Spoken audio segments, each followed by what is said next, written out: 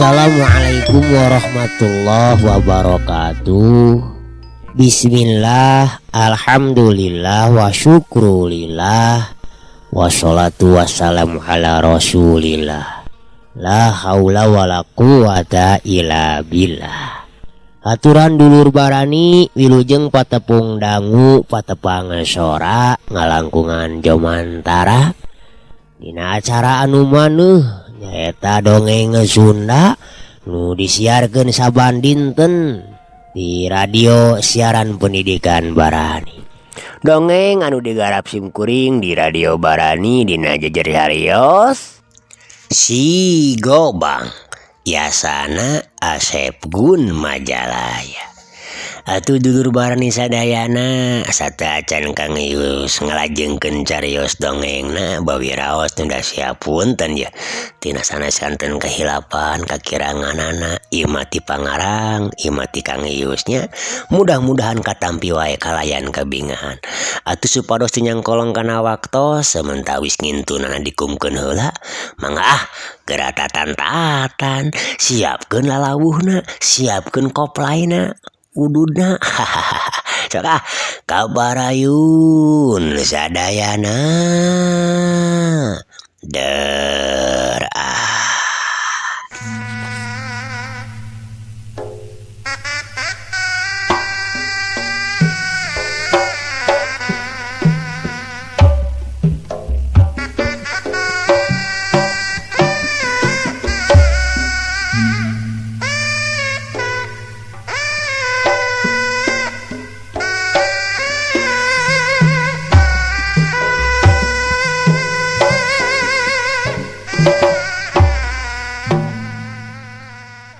Ali kudewek marumul paduli teuing aya siluman pipilun jika kumaha oge di podaran gua aing dibinasakeun ku dewek sakalian apaan kita legos deung oge muhit ka sababaraha urang raja jeung ratu siluman hayang nyaho we urang sambat ti dieu sugan we ngabantuan urang ki jaman bari ngalengkahkeun maju ngadeuketan ka Rakaseta anu harita keur sila bari meuremkeun kadua panonna. Memang sakumaha cek tadi dicaritakeun ti awal nalika di lembur babakan careuh kadatangan Ki Jamban teh jeung dua baturna dibarengan ku sora-sora anu pikasieun malah nalika Rakaseta megat di jajaraneun oge apanan mimitina mah teu katempo jirimna anu tiluan teh tapi eta sakabeh teh lain perbawa pangadiwasana Ki Jamban jeung sabatur-baturna tapi eta teh pangaruh tina kalinuhunganna ilmu gegedugna nyatana si Tergos Hideung. Atuh ngeunaan saha ari si Tergos Hideung kege bakal pasti gaguar dulur Barani saenggeus kurang leuwih aya 3 lengkah deui ka tempat silana Rakaseta Ki Jamban katempo meureumekeun panonna bibirna kunyem aduh kumisna turun naek ka luhur ka handap harita teh nyoba-nyoba nyambat para siluman puhitan gegedugna saenggeus ngarasa cukup rai panonna dibeuntakeun deui tapi pohara kagetna basa kumanehna kadenge aya sora anu ngaguruh jeung cahaya anu ngeblesat ti luhureunana barang manehna tangah katingali pisan kalawan Atra di luhureunana kurang leuwih 10 deupaan mah deui nyurubuk hiji jirim anu ngagebur hurung matak serab kana mata sorana ngaguruh lir ibarat ribuan sora nyiruan nu kaluar tina sayangna. Ki Jamban kuat kaluncat ti buburanyat ngajauhan tempat diukna Rakaseta panonna mencrong kana jirim anu hurung ngempur nu datangna ti awang-awang lila-lila beki deukeut akhirna katempo kalawan jelas ku sararea eta jirim teh mangrupa hiji pakarang nyatana Gobang naga welangna Rakaseta pangwaris ti akina. Anu bedi teu pisan mah lianti eta Gobang teh pusaka turun tumurun ti Patih Ranggawelang, patih ti kerajaan Ulang-Weling, kerajaan siluman oray teh nu dirajaan ku Prabu Sangkalaweling teh. Sahubungan jeung sumpahna Ki Patih teh nyatana Patih Ranggawelang ka Abah Dugala eta rek ngabantu ka sakabeh turunan Abah Dugala lamun dina hiji waktu menang kararepet. Lianti kitu oge coba Gobang kabuyutan pusakana Ki Patih teh ayeuna geus aya dina cangkinganana Rakaseta. Ceb eta Gobang teh nanceb dina tanu percis di hareupeun Rakaseta. Ki Jaman jeung dua urang batuna nepikeun ka calawak atuh ngarasa teu percaya kana tetenyoanana. Rakaseta ngudara silana terus salauna nangtung laju lempang ngadeuketan Gobangna anu nancep di hareupeunana. Geperahna teh dicekel terus dicabut tina tanah. Satunya diangkat dipalangkeun hareupeun dadana bari ulak-ilik pok nyarita. Atarima pisan kanyah jeung kahadean anjeun ku kuring. Anjeun memang satia kana sumpah. Sanajan kuring acan nyambat ngaran anjeun, tapi anjeun geus hideung datang sorangan. Kituna teh bari ngacungkeun eta Gobang kaluhureun sirana. Kurang ajar. Eta mangkeluk nyata muhit kasiluman geuning sarua kawas Kitergos hideung. Aing yakin eta pakarang teh lain ti alam manusia, sidik datangna oge ti luhur langit. Ulah kagok euy, hayu urang babarengan kempur ku tiluan. Ulah sieun, Kitergos hideung pasti moal ngantep lamun urang tiluan menang kasusahan. Kaluarkeun senjata urang euy, urang serang ku tiluan tuman urang podaran yeuh. Cacap nyarita kitu Ki Jaman langsung ngaluarkeun pakarangna anu mangrupakeun arit tapi rubak.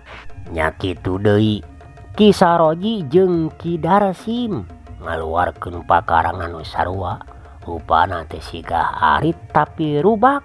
Harita tiluanna sayaga rek narajang ka Rakaseta ku ajian pamungkasna kalayan ku gorowokna anu bareng. Hiya tang tang tang ceng ceng ceng. Waduh, aduh, walah. Tilu pakarang genggamanana balad Kitergos hideung teh langsung lateng dulu. Bari dina kaayaan parotong jadi sababaraha bagian. Sabada dipapag ku sabetan Gobang kabuyutan nu digunakeun ku Rakaseta. Lianti eta tiluan langsung pating jarungkel jauh naker sababaraha lengkah ka tukang anu antukna bra-bru narubuh nibana mah. Atuh Rakaseta badana ngabelesat muru kapala bahlawana anu pating jarongkeng bari humarurung kalawan nahan ka nyeri. Siut tres bres bret tobat. Aduh, tiluana nameh bareng ngoceak deui kalawan lambat naker sabada masing-masing anggota badana teh beunang kasabet ku Gobang gagamanana Rakaseta. Ki Jaman doang palebah dadana, Ki Darsim leungeun palebah tak-takna meh ampir sapat, sedengkeun Ki Saroji beuteungna pisan anu kababad nyatana ku karokahanana Gobang naga welangna Rakaseta. Atuh Rakaseta oge ngarasa reuas nu lain dikirana. Sabab sacara teu sadar leungeun anu nyekel Gobang teh terus nyemprung nepikeun ka keuna kana awak tilu lawanna. Bari pokna teh astagfirullahaladzim. Duh, nah jiga aya anu ngendalikeun ieu Gobang teh. Aing saeutik oge teh aya niat deleka. Rakaseta sajongjonan menjadi ngajanteng bari ngilik-ngilik Gobangna anu baloboran ku getih. Barang manehna ngareret kanu tiluan. Nah atuh ari bareng teh tilu lawanna teh teu sirikna notok-notokkeun maneh lumpat. Malabur bari jeung lumpat teh sasolontodan. Papetrot mah teu ku hantu. Atuh mireungeuh kitu mah Rakaseta teh langsung loncat mudag anu keur lumpat. Harita anu beunang teh Ki Darsim kacerek ku Rakaseta. Anu doan deui mah geus ngiles teu katempo dilegleg ku beleg-begna peuting. Mingkeh heula. Montong kalabur sia. Kuring perlu keterangan ti anjeun. Ceuk Raka bari nganjambak buukna Ki Darsim ti tukang. Atuh puguh we Ki Darsim teh nepikeun ka ngalenggak nyasatna ditongtak sakaligus ka tukang. Jawab sia pertanyaan kuring. naon sababna aranjeun jeung batur-batur anjeun teh bet nyarulikan budak parawan ti lemur ieu jeung saha sabenerna gegedug anjeun anu disarebut si Taragos Hideung teh di mana tempatna? Dulur Barani anu ditanya kalakah murleng jiga anu gemes jeung cecebna keur ka Rakaseta teh. Beuh, ulah ngarapkeun aing ngabejakeun kana naon anu ditanyakeun ku sia bi heuh. Ih, hari maneh naon sababna make jeung moal ngabejakeun? Sok podaran we aing mun heuh mah sia aya kawari mah setan dikira aing sieun modar itu. Hade atuh ari kitu pamenta anjeun mah ngan asa ngeunah teuing lamun anjeun langsung dipaehan mah euy. Samemeh dipaehan kuring rek nyokel siki mata anjeun lah hiji-hijinya. Terus kuring rek ngarumpungkeun dua ceuli anjeun. Terus deui neuk teu kleta anjeun. Kumaha masih kekeh moal ngabejakeun? Ngadenge ancaman sarupa kitu ti Rakaseta mah Ki Darsim jadi ngahuleng atuh. Teu kabayang kumaha nyeurina lamun anu dicaritakeun bieu ku Rakaseta bener-bener dilakukeunana. Nah kalahkah ngahuleng. Oh, hartina teu sieun nya eta si Kipanon ku kuring dicokel teh. Tah ku ieu gobag kuringnya. Gobang pusaka ayeuna teh. Ceuk Rakaseta ngagigila musuh. Ampun ulah nyokel panon kuring. Heg ku kuring dibejakeun. Tah kitu atuh. Sok sebutkeun naon maksudna pangna anjeun jeung batur anjeun nyokotan budak parawan di ilembur teh. Jeung di mana sayang atawa tempat panyumputan si lain teh jeung gegedug si lain? Hayo jawab. Kuring jeung sabaraha batur kuring aduh diparentah ku gegedug kuring pikeun ngalabudak parawan saloba-lobana. Raga tu Ki Darsim teh ngarandeg heula cacaritana.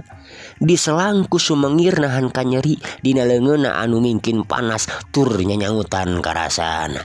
Tarusna kumaha deui keur naon meuni saloba-loba kitu gegedug anjeun tah nyulikan parawan? Keur dijadikeun pamajikan atawa keur naon? Hayo jawab. Lain keur dijadikeun pamajikan lain. Rek dikawin lain tapi dijieun tumbal pikeun nyumponan syarat hiji ilmu teuing ilmu naon-naon mah kuring kitu nyaho jeung teu dibere nyaho we deui. Pasti kuring oge geus boga sangkaan kadinya. Atuh samemeh anjeun mulang bejakeun heula di mana tempat panyumputan anjeun teh jeung sabaraha urang jumlah anggota anjeun anu digegedugan ku si Taragos Hideung teh. Si Taragos Hideung teh gegedug anjeun pan? Rakaseta terus ngorek keterangan ti Ki Darsim. Nya si Taragos Hideung teh eta memang pamimpin kuring, tapi salila jadi anak buahna kuring jeung batur kuring mah acan kungci nyaho kumaha rupana. Komo ngaranna asina mah atuh tempat panyitingan kuring nyatana di wewengkon Karang Gantung sakitu. Heug atuh nuhun anjeun geus mere katerangan anu lengkep ka kuring. Mudah-mudahan teu bohong. Sabab belum bohong ulah ngarapkeun salamet lamun dina hiji mangsa panggih jeung kuring. Jug ayeuna mah graenit bejakeun ka si Taragos Hideung isuk atawa geto kuring pasti bakal datang ka dinya. Dulur Barani sanggeus dikitukeun mah ku Rakaseta leos we Ki Darsim teh ngaleos leumpang murungetan bari gagaleongan.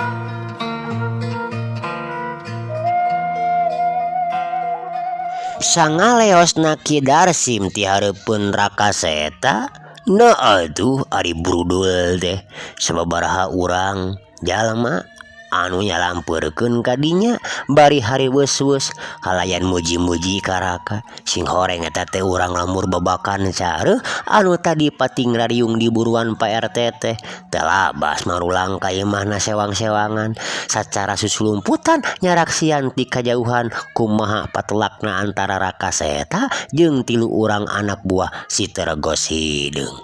Wah, hidup, hidup Jang Raka, hidup. Kayaan harita jadi saheng ku jama-jama anu ngarurubung karakaseta dulur. Aduh, alhamdulillah Ujang. Balad-balada si teregos teh geuningan teh sapira ku Ujang mah nya. Aduh, eta gobang menikah saya gitu kasep. Tadi bapak ninggal eta pakarang teh geuning datang ti luhur langitnya. Hartina Ujang teh memang lain jalma sabong, Brong. Cek Mang Samid nu harita nyamperkeun ka Rakaseta. Atuh Rakaseta jadi tepuguh rasa pang-pang nama geuningan nalika gobang gagamanana datang ti luhur langit teh. Tadi namanana teh teu hayang kanyahoan ku balarea ari bet jadinya naon. Semuhun Pak, ieu gobang pakarang warisan tipun aki. Mung da sakedap beli oge bakal ilang ieu teh. Cek Rakaseta nyoba ngajelaskeun ka Mang Sanip oge. Nya kitu di kanu lain kasakabe jalma nu aya di dinya. Wah, hidup, hidup, hidup si gobang, hidup, hidup. Dulur barani teu bisa dicarek deui. Jalma-jalma terus pating gorowok muji-muji ka Rakaseta nyebutkeun si gobang. Dulur barani akhirna mah bring we sarerea teh ninggalkeun tempat eta ngajugjug ka imah Pak RT.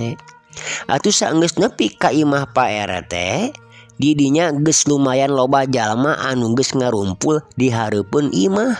Di jero imah Pak RT jeung pamajikanana katut nyeha keur dariuk ngariung nungguan datangna Rakaseta. Da geus dibejaan ku salah saurang-urang dinya ngeunaan Raka anu geus hasil ngelehkeun balad-baladna si teregos hideung. Alhamdulillah Jang Raka. Aduh, Bapak khususna ngahaturkeun nuhun pisan. Istilah nama berat nyuhun berat nanggung berat narimakeunana ieu teh. Carek babasaan teh mah si Nyai tertulis di bawahna ku komplotan si teregos hideung. Atuh ngawakilan sakabeh warga anu aya di ieu lembur sakali deui ngahaturkeun rewu-rewu nuhun laksa ketika bingahan ka Jang Raka. Lamun seug teu aya Jang Raka maduh geus kumaha boa ya nasib si Nyai teh. Cek Pak RT bari samudu mareda sababaraha kali nganuhunkeun ka Rakaseta. Tos sakedana Pak RT kawajiban sadayana jalmi tulung tinulungan mah. Hapunten oge abdi parantos ngaririweuh ka kulawargi Bapa sareng kasadayana wargi abdi anu aya di ieu lembur. Abdi parantos dipasihan tuangeun sareng leuteun anu sakitu saraya sareng seurna. Ih, cek Bapak oge Ujang acan cukup lamun dibandingkeun jeung jasa Ujang mah. Bapak sakali deui ngawakilan kabeh lembur ieu nganuhunkeun ka Ujang. Semuhun sami-sami nuhun bae panginten panya, cek Raka. Jadi asa teu pararuguh. Nyasat di arugung-ugung saperti kitu ku sakabeh nu aya di dinya. Sabot keur kitu kadenge tibeh juru aya anu nyarita teuing ditujukeun ka sasahana. Sanes, amang mah asa bungasan teu ieu teh nyeta atuh. Cenah nyaritana teh teu dituluykeun kawas aya anu keur disumputkeun. Oh, Mang Sabri, ka dieu geura ka hareup diukna yeuh, Mang. Nya kuring ge ngarti kana naon rupa anu aya dina pikiran Emang. Sok ka dieu yeuh ka hareup. Cek Mang Samid jeung Pak RT ngahiapkeun ka Nyai Tabieu nyatana eta teh Mang Sabri. Atuh lalaunan Mang Sabri teh ngised diukna ka hareup. Saenggeus pahareup-hareup jeung Pak RT katut Rakaseta, pok atuh Pak RT nyarita deui ditujukeun ka Rakaseta. Tah, ieu Mang Sabri Jang, kurang leuwih sabulan anu katukang anakna anu parawan dibawa ku komplotan si teregos hideung. Teuing kumaha ayeuna nasibna teh. Da teu kungsi kadenge bejana-bejana acan. Malah lain ukur budak parawan Mang Sabri hungkul anu jadi korban teh. Nyatana oge aya tiluanana anu duaan deui Nyi Dedah anakna Mang Ocin atuh Nyi Ecin eta teh incuna Aki Sui. Karunya we nu aya aduh Aki Sui jeung Nini Iot mangkaning geus teu indung teu bapa Nyi Ecin mah duh. Tileutik girorok kuning jeung aki kitu tah Jang Raka. Cik atuh sugan ujang bisa mere wewengan kumaha kira-kirana nasibna budak awewe nu tiluan teh. Lain kitunya Mang Sabri. Cek bae teh ngareret ka Mang Sabri anu saregep ngabandungan carita anak-anak. Nya Mang RT ayeuna mah ulah kagok nulungan ka urang dieu panginteunnya. Cik sugan ujang bisa nulungan anak emang jeung anu dua urang deui. Kamana ari aki suina teu ka dieu kitu Mang RT. Cek Mang Sabri bari raratret kasakur nu aya di dinya.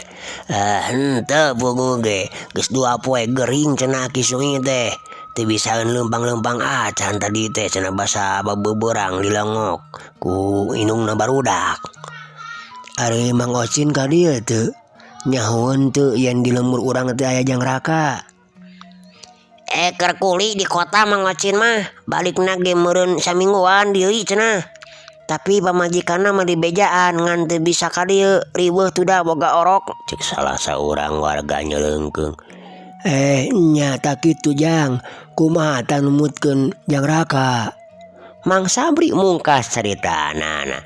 Salarea hampir teu ngarenghap hayang buru-buru ngadenge kasanggupan Raka Seta ngeunaan budak awewe anu tilu teh. Nyatana anu dibarawa ku balad-baladna si Teregos Hideung sabada narik napas jero atuh pok Raka Seta nyarita dituluykeun ka Pak RT jeung Mang Sabri khususna. Kieu we atuh nya Pak. Oge Mang, abdi tos aya rencana bade ngadongkapan ka tempatna si Teregos Hideung. Tadi abi kenging keterangan ti salah saurang baladna ngeunaan di mana tempatna eta si Teregos Hideung. Insya Allah enjing abdi bade ka ditu. Mudah-mudahan we abdi tiasa menakan murang kali Emang sareng anu sanesna dina kaayaan salamet. Oge tiasa kacandak mulih deui ka dieu. Cek Raka Seta negrakeun kasanggupan jeung patekadanana. Tah geuning aya harepan atunya ari kitu paniatan ujang Raka mah. Mang Sabri urang darongakeun we ku salarea muga-muga Jang Raka cacing salamet sarta bisa mawa mulang barudak nu leungit. Cek Pak RT dulur barani ngarasa regereg ngadenge caritaan ti Raka Seta kitu teh. Nya kitu deui Mang Sabri nepikeun ka nyungkruk rek nyium kana suku Raka Seta. Untung we ku Raka Seta teh kaburu ditahan ku leungeunna.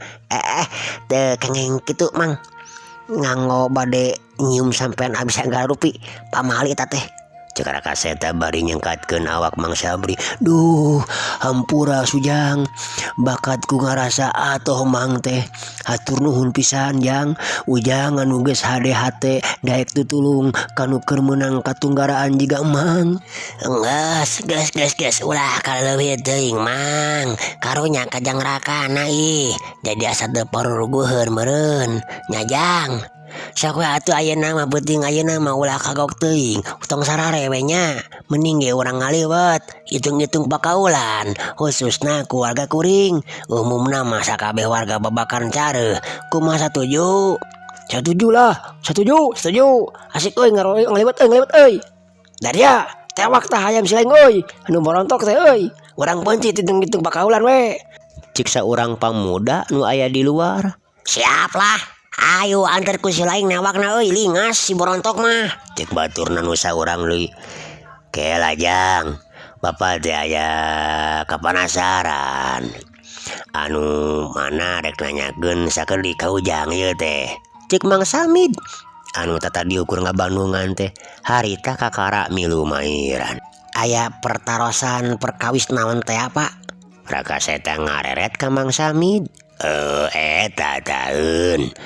Tadi apaan ujang teh nyepengan gobang. Nya gobang anu tadi teh ari ayeuna teh aya ning dikamanageun. Sateka tinggal disimpen di mana Jang? Kade abis ical. Perkawis gobang pan saur abdi ge tadi bakal ngaleungit deui. Kumaha nya sesah ngajelaskeunana?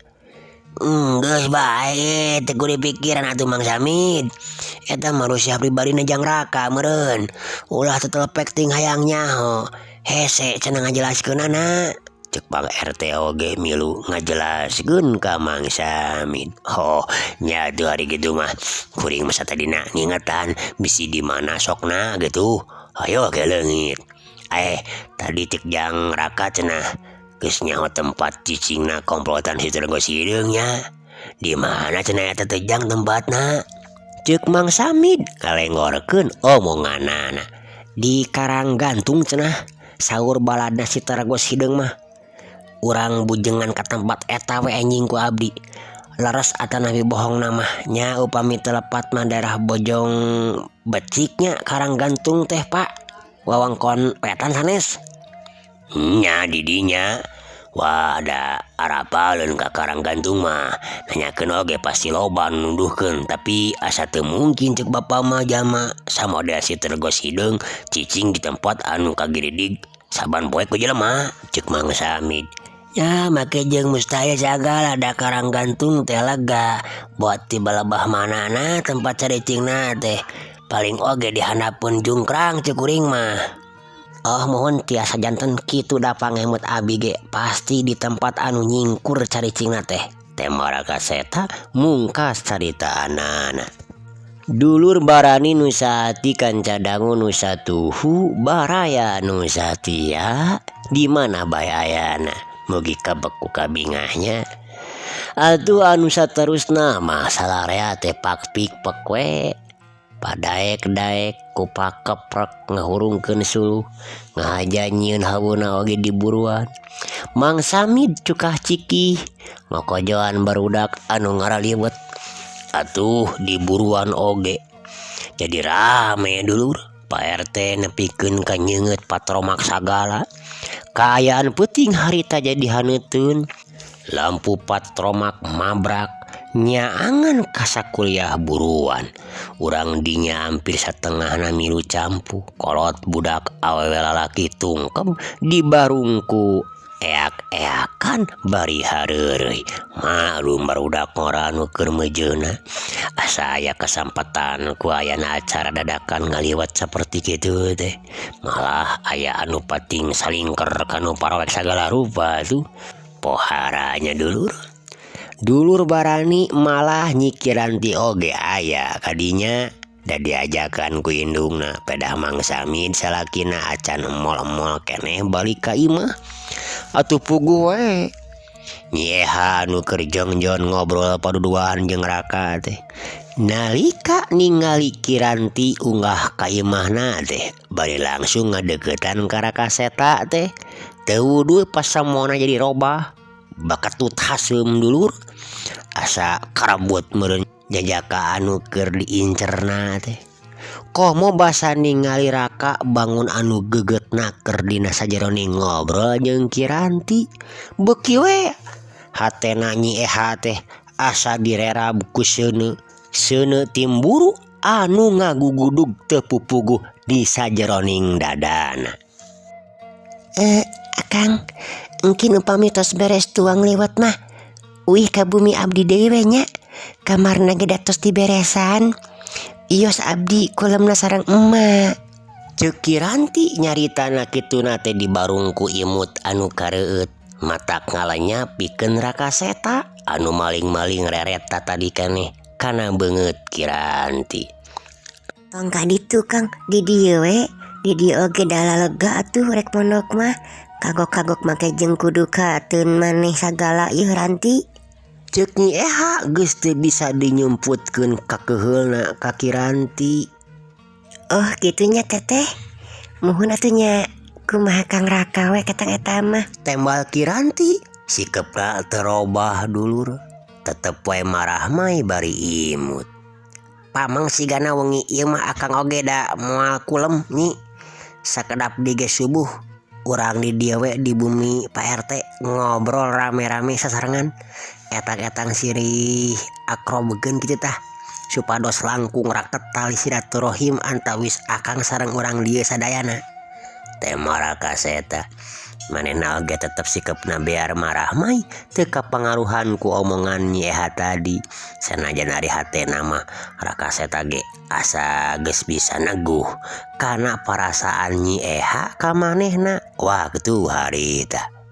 Dulur barani sadayana antukna wanci peting kasilih ku wanci janari anu ngobrol di imah Pak RT geus mimiti saurang-urang aramitan marulang ka imahna sewang-sewangan sabab teu kuat ku tunduh rek teu kitu kumaha atuh geus barang dahar sanguliwet teh bari jeung jengkol atuh coba sambal naladog teh ieu Kang Sancai damai dulur Kang Aji Pangaritan Gunadi barade ye sambal sareng jengkol mate mata keai bari maralak geningan nyantukna parat nepi ka subuh tinggal Pak RT we jeung Mang Samid katut Rakaseta di juru we ngaguheur nyi Eha sarena teh nyarande kana tihang imah da kiranti mah wanci janari leutik ge geus marulang jeung indungna sabab maonah anu ngagajak balik wae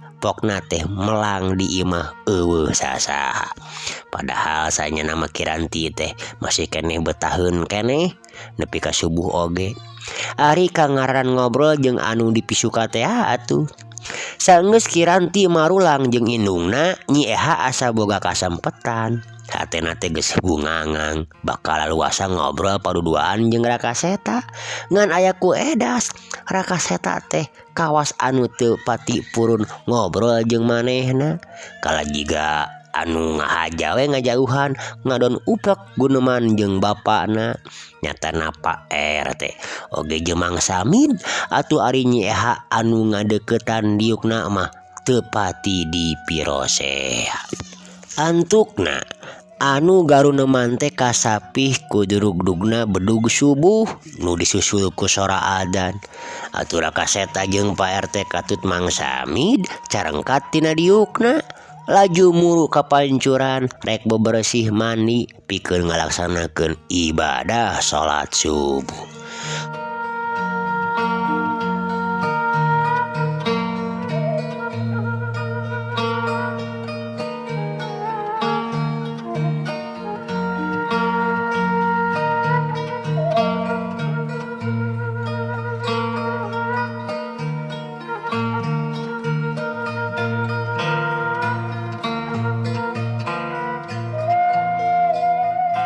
Dulur barani urang kocapkeun wanci beurangna kira-kira wanci pecat sawed Rakaseta amitan ka Pak RT katut Mang Samid oge kasararea urang lembur manehna rek ngajalankeun patekadanana teh nyata narek kedatangan gegedug komplotan Tragos Hideung teh anu aya di wewengkon Karanggantung sararea oge nu di aya di dinya pada miharep sangkan Rakaseta teh bisa nungtaskeun pasualan jeung si Tragos Hideung sarta bisa mawa balik 3 urang budak awewe anu dicarulik teh bari pokna teh Pak RT nyarita Bapak jeung sagumna urang lembur mah ujang mung tiasa ngaduakeun we ka Jang Raka teh mugi-mugi ujang cing disalametkeun sarta bisa ngabasmi komplotan jalma-jalma jahat nu dipimpin ku si Tragos Hideung. Oh cing hati-hati we nya jeung iatna sarta waspada sabab cangaranan jalma jahat na ujang sok loba tipu dayana jeung akal licikna ukur bisa andum kudu awe bapak mah ngawakilan ieu warga cek Pak RT nya sarua ti bapak oge jang lamun sakirana geus bisa manggihan sayangna si Tragos Hideung sarta bisa ngelehkeunna omatnya ulah ka mamana langsung ka dieu we nya Mang Samid milu mairan sawatara kitu Kiranti nu harita keunang tung gigireun bapana teu nyaritana naon ukurna teu pe ka Rakaseta teutepan anu pinuh ku kahariwang jeung kasalempang sok sieun teu pangidi jeung jajaka nu dipika cintana sedengkeun Nyi Eha mah dulur nangtungna teh rada anggang paromanana anggerbak ketut haseun asa wegah di dinya aya Kiranti teh sabab Rakaseta teh teu mirosea ka dirina. Duh poharanya Nyi Eha batur yeuh barade dulur yeuh Nyi Eha ngahaturkeun sewu nuhun kana piduana ti sadayana. Insyaallah abdi bade saenggalna mulang deui ka dieu saupami sagarupina parantos rengse rupina ayeuna waktosna anu sae pisan kanggo sim kuring lumampah. Dulur Barani saterusna Rakaseta amitan ka salarea anu aya di dinya. Sungsong ngarajak sasalaman bari ngadaroakeun ka Rakaseta kaasup Kiranti jeung Nyi Eha. Cak lalampahan Rakaseta urang tunda heula. Ayeuna urang nyaritakeun Ki Jamban jeung Ki Saroji anu keur lumampah bari sasampoyongan. Sabada awakna masing-masing kabeunangan ku sabetan gobang kabuyutan Rakaseta. Atuh saeunggeus leumpangna jauh ti lemur babakan careuh lemur tempat patelakna jeung Rakaseta. Reg Ki Jamban teh leumpangna ngaraneg. Leungeunna nyekelan dadana anu doang karasa beuki panas jeung nyeksrek nyaliara ka sakujur badana. Atuh Ki Saroji nuturkeun ti tukangeunana. Kamana cenah si Darsim oi Saroji? Asa teu katempo dilieukan ka tukang teh? Tanya Ki Jamban bari gek diuk dina luhureun akal. Teuing atuh Kang, data tadi ge teu katinggal nutureukeun. Wah dipaehan meureun nya. Tak kumang keluk batuna siluman teh. Temal Ki Saroji bari nurutan diuk gigireun Ki Jamban. Wah sia mah ngadoakeun modar ka babaturan teh. Cilaka sia lamun urang mulang ukuruan mah. Kitu rego sideung pasti bakal nanyakeun. Terus urang duaan kudu ngajawab kumaha coba. Nya teuing atuh Kang. Terus kudu kumaha tuh? Ki Saroji kalaka malik tumanya. Lain kudu kumaha si lain teh. Wayana kudu disusul deui yeuh ka tempat tadi. Rek hirup ke rek paeh kudu kabawa ka hareupeun gegedug urang. Lah sakiripuna belaku kudu balik deui ka ditu onaman. Mending dagoan we di dieu yeuh nepikeun ka berai beurang. Pasti ka dieu ngaliwat getah si Darsim teh lamun hirup keneh mah. Tapi lamun nepikeun ka tengah poe eueuh wae mah nya eta mah kudu teange ka ditu. Mana gitu ge meureun geus eueuh nyawaan. Ki Saroji mere usulan ka Ki Jamban. Halus oge kitu teh aduh. Sakalian ngadadeun kacapi berjing aduh. Awaknya nyeri kieu coba jadi doang alah. Jabat tunduh deui dewek teh nya. Ieu dadam nikeun ka nyanyautan. Aduh. Ceuk Ki Jamban bari nyepengan dadana deui. Dulur Barani antukna duanana ngadon pating gelehe nyangkere luhureun akar tangkal. Sanajan barogakan nyeri tapi awah hingku cape mah duanana akhirna patinggal luhur sarare handapeun eta tangkal. Parat nepikeun ka wanci liwat pecat sawed anu karerek teh teu lilir-lilir. Kalaka beuki pating salegor kerekna teh sabot keur kitu rong heap ka hareupeunana aya nu ngaliwat. Leumpang bangun anu lumbanggieung bari nyekelan leungeun kencana anu meh sapat. Kaciri getihna ngagarajag maseuhan leungeun bajuna sing horeng Ki Darsim anu datangna teh paneuri barang ngareret kana handapeun tangkal kai. Manehna langsung nyampeurkeun. Aduh, sugan teh geus narepi. Aduh, kalaka harares di dieu jelema teh. Kang Jaman, udang, Kang Saroji, udang euy, harudang. Kenaon ngadon ngagoler di dieu. Sugan kuring teh geus nepi. Ceuk Ki Darsim bari ngaguyah-guyah kadua awak baturna.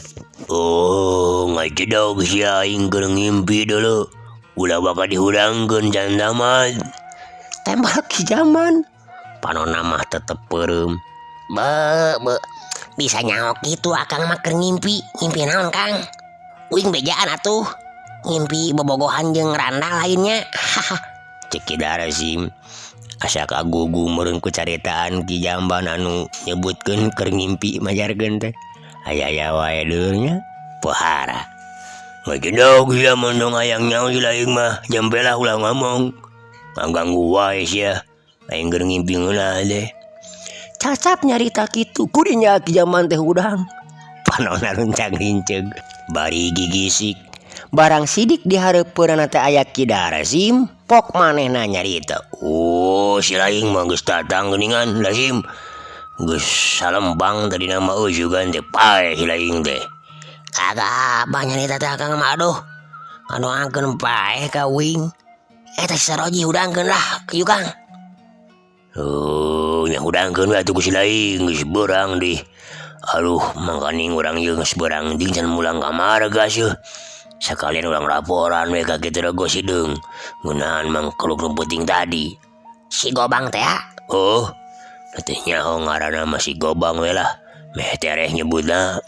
Aya naon. Hari ku aing. Ki Saroji langsung hudang tina sarena. Ngimpi sigana mah dulur. Aya daun, beak dulu. Tinggal sausna hungkul arek. Ki Jamban mencereng.